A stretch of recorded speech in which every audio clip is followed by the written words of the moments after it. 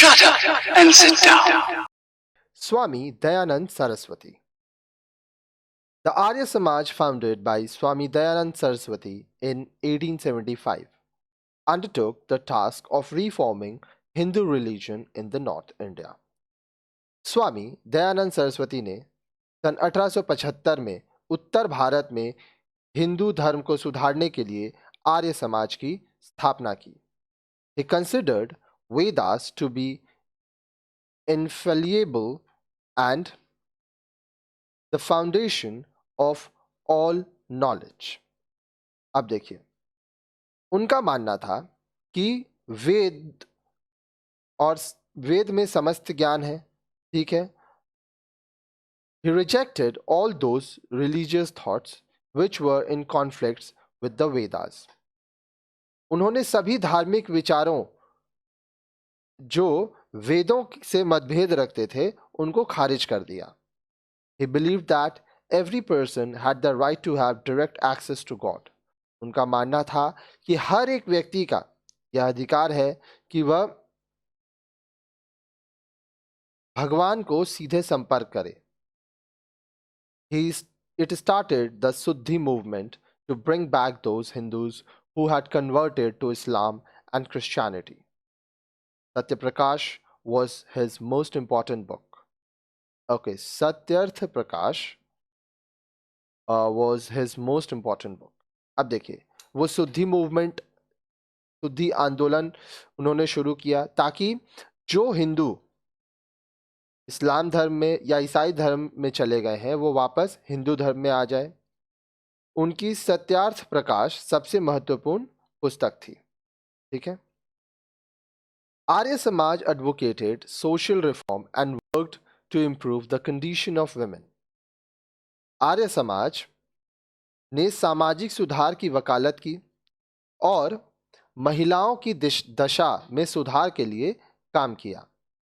It fought untouchability and the rigidities of the hereditary caste system and promoted social equality. अब देखिए, छुआछूत. ठीक है, पहले के ज़माने में लोग छुआछूत मानते थे तो उनके अगेंस्ट ये काम किए. फिर वंश से संबंधी जो जाति व्यवस्था थी उसके विरोध कठोर लड़ाई लड़ा इन्होंने ताकि समाज में समानता हो सबके लिए. The use of Hindi language in which he wrote and preached made his ideas accessible to the people of northern India. अब देखिए,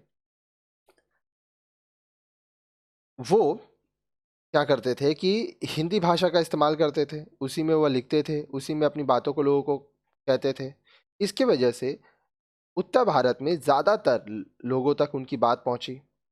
Arya Samaj also had a major role to play in the national movement as it inculcated a spirit of self-respect and self-reliance among the people. Arya Samaj की राष्ट्रीय आंदोलन में प्रमुख भूमिका रही है जिसके द्वारा उन्होंने लोगों के बीच आत्मविश्वास तथा आत्मसम्मान की भावना का विकास किया. The role of Arya Samaj was commendable in promoting education among the masses. Arya Samaj की भूमिका जनता के बीच, लोगों के बीच शिक्षा को बढ़ावा देने में सराहनीय थी.